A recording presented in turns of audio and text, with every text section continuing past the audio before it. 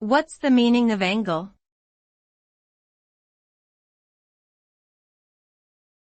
Angle.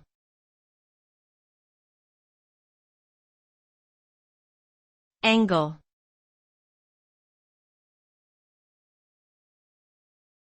Angle.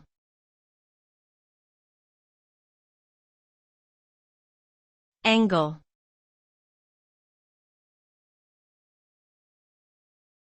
Angle.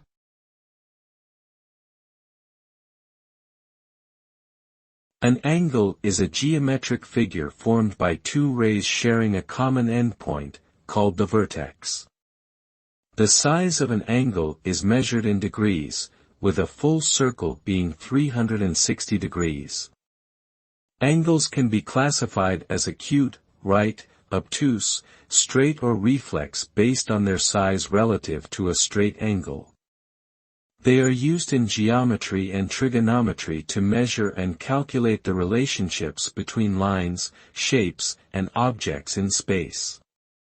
Understanding angles is important in fields such as engineering, architecture, physics, and more.